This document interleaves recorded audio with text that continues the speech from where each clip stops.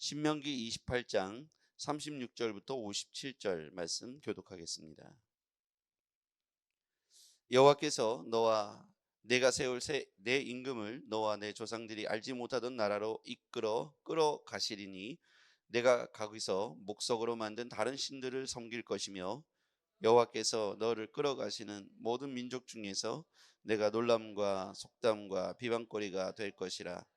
내가 많은 종자를 들에 뿌릴지라도 메뚜기가 먹음으로 거둘 것이 적을 것이며 내가 포도원을 심고 가꿀지라도 벌레가 먹음으로 포도를 따지 못하고 포도주를 마시지 못할 것이며 내 모든 경내에 감람나무가 있을지라도 그 열매가 떨어지므로 그 기름을 내 몸에 바르지 못할 것이며 내가 자녀를 낳을지라도 그들이 포로가 되므로 너와 함께 있지 못할 것이며 내 모든 나무와 토지 소사는 메뚜기가 먹을 것이며 너희 중에 우고하는 이방인은 점점 높아져서 내 위에 뛰어나고 너는 점점 낮아질 것이며 그는 내게 구워줄지라도 너는 그에게 구워주지 못하리니 그는 머리가 되고 너는 꼬리가 될 것이라.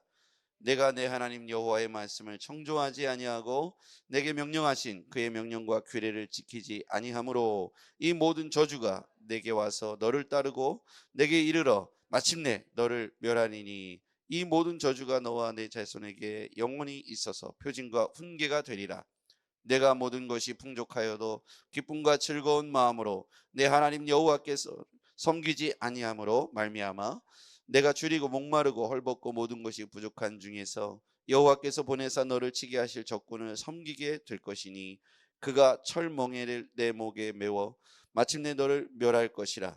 곧 여호와께서 멀리 땅 끝에서 한 민족을 독수리가 날아오른 것 같이 너를 치러 오게 하시리니 이는 내가 그 언어를 알지 못하는 민족이요 그 용모가 흉악한 민족이라. 노인을 보살피지 아니하며 유아를 불쌍히 여기지 아니하며 내 가축의 새끼와 내 토지의 소산을 먹어 마침내 너를 멸망시키며 또 곡식이나 포도주나 기름이나 소의 새끼나 양의 새끼를 너를 위하여 남기지 아니하고 마침내 너를 멸절시키리라.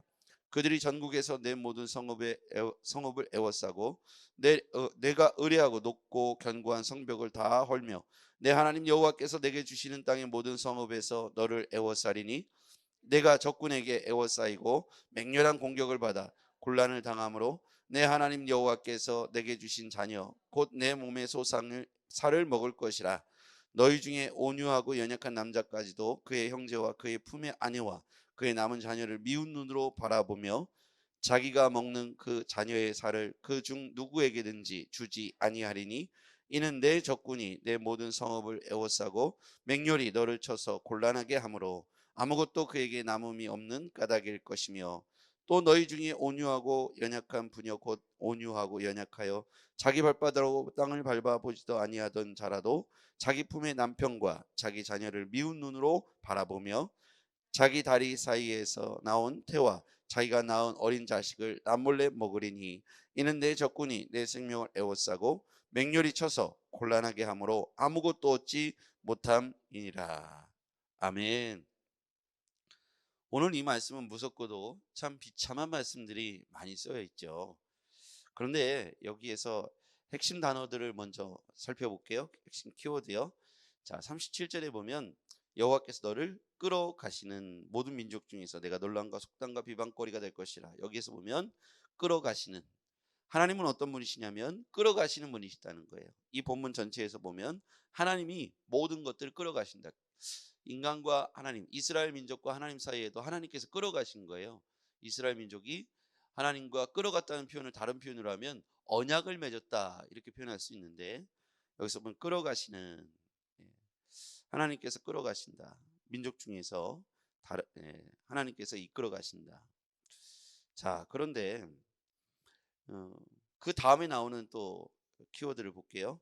38절에 보면 뿌릴지라도, 한번 거기에다 동그라미를 쳐보시죠. 뿌릴지라도 보이십니까? 38절에. 그 다음에 39절에는요.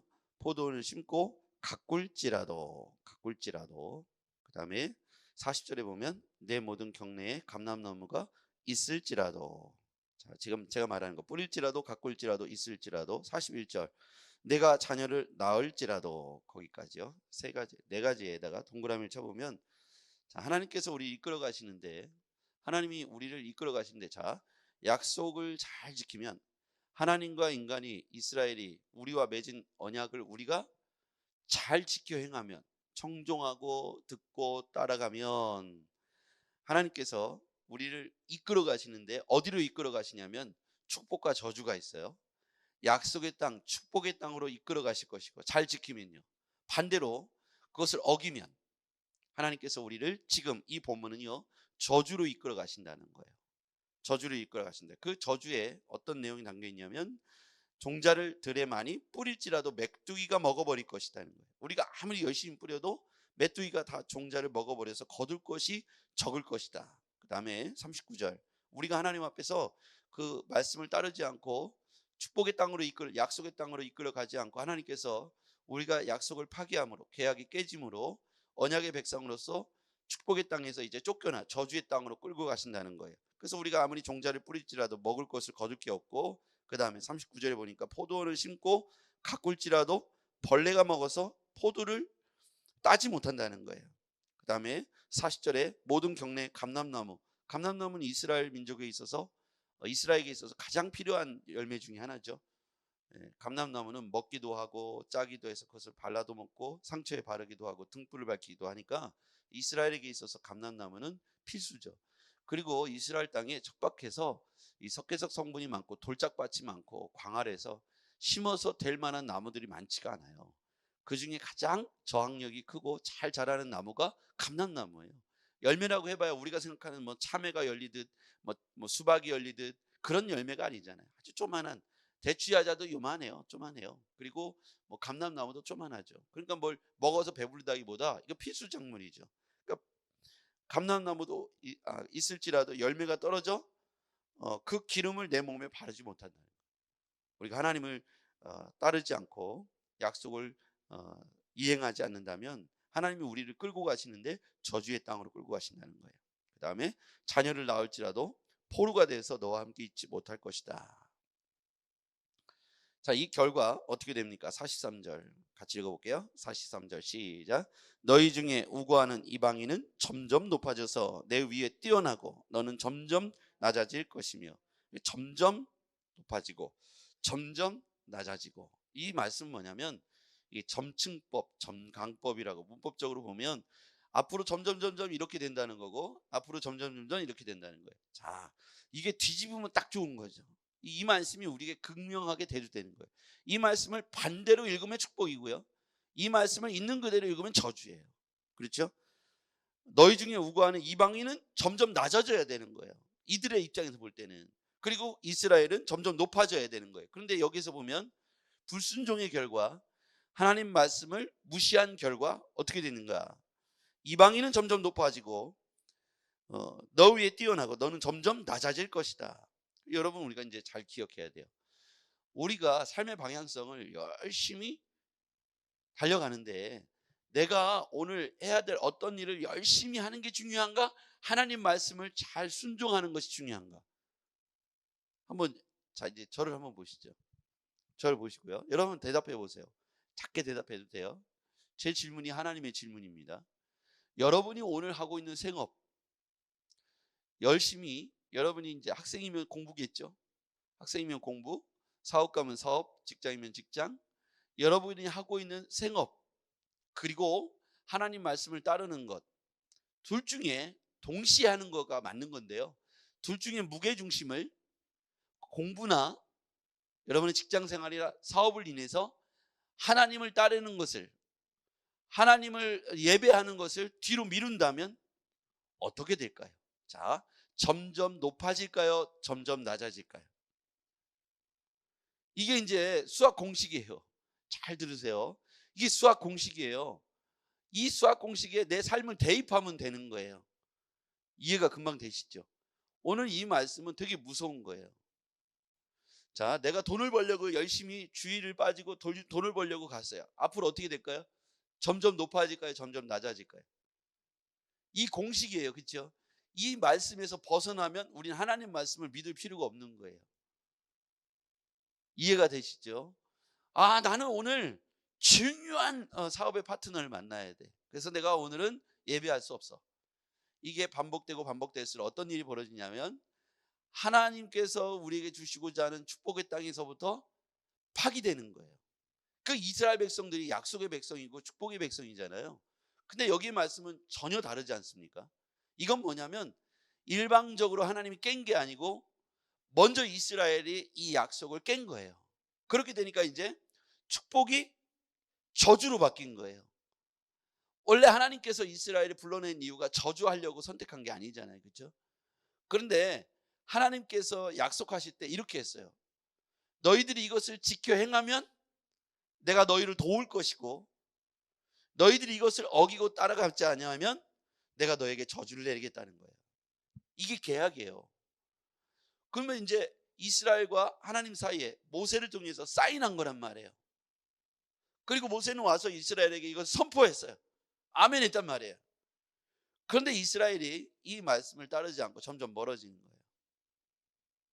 하나님 말씀을 따르는 민족들에게는 하나님 말씀을 따랐던 시기에는 하나님을 따랐던 그 상황에서는 하나님께서 점점 높아지게 하시고, 근데 생각해 보세요. 우리가 내 건강을, 내 사업을, 내 물질을, 내 직장 생활을, 내 인간관계를 내가 지키려고 열심히 해도 안 되는 때가 있더라고요. 그래서 하나님께서 하시는 게 맞는 거예요. 내가 하는 것은 일시적이고 눈에 잘 되는 것 같죠. 그러나 궁극적으로 시간을 10년, 20년, 30년을 뒤돌아보니까 내가 애써서 된 게 아니라 하나님이 도우셔서 됐던 시절이 제일 행복했던 시절이 있더라고요. 그렇죠? 예. 제가 이제 20살 때부터 경제적 독립을 했다고 했잖아요. 그러니까 제 삶에 뭔가를 이루려고 열심히 아르바이트도 하고 뭐 노력을 많이 했던 것 같아요. 뭐 여기 계신 분들이 다 그렇게 어렵게 뭔가를 했죠. 그런데 내가 애써 헤엄을 치는데 물살이요 위에서부터 아래로 이렇게 흘러내리는데 그걸 거꾸로 거슬러 올라가려면 엄청 힘들어요. 내가 해도 제자리에 떠밀려 가거나 제자리란 말이에요.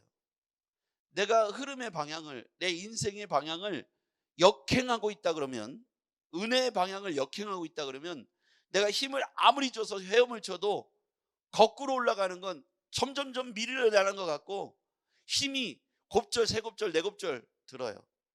그리고 어느 수준이 지나면 이제 지쳐가지고 포기하게 돼요. 그럼 떠내려 가는 거예요. 은혜의 방향과 축복의 방향이 순방향으로 일치될 때 내가 큰 힘 들이지 않는데 너무 편안하게 흘러가는 거예요. 지금 여러분의 마음과 우리 교회와 여러분의 가정 속에 부대낌이 있어서 아무리 내가 뭘 해도 안 되는 것처럼 느껴질 때 방향이 잘못될 수도 있는 거예요. 우리는 그것을 명심해야 돼요. 우리는 때때로 그걸 깨닫지 못하고 역행하여 흐름의 방향을 틀지 못하고 순방향으로 가면 너무 편안한데 내가 그걸 거꾸로 올라가려니까 오늘도 힘들고 내일도 힘들고 어제도 힘든 거예요. 근데 하나님의 은혜의 순풍에 내 몸을 맡기면 너무 편안하게 가는 거예요. 난 별로 힘들이지 않았는데 순적하게 흘러가는 거예요. 그게 샬롬입니다. 그게 샬롬이에요. 이 방향을 거꾸로 막 헤엄치려고 하면 절대로 성공하지 못해요. 얼마 가다 지치고 포기하게 되고 떠내려가는 거예요. 에이 나도 모르겠어. 될 대로 되라 하는 순간이 온단 말이에요. 그 순간에는 내가 뭘 어떻게 손 써볼 수가 없어요. 인생이 걷잡을 수 없이 망가뜨려지기 때문이죠.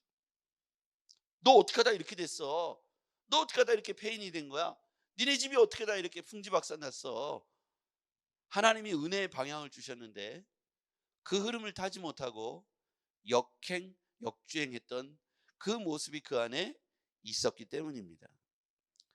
축복을 저주로, 저주를 축복으로, 이 잘못된 선택이 무섭게 변한다는 거예요.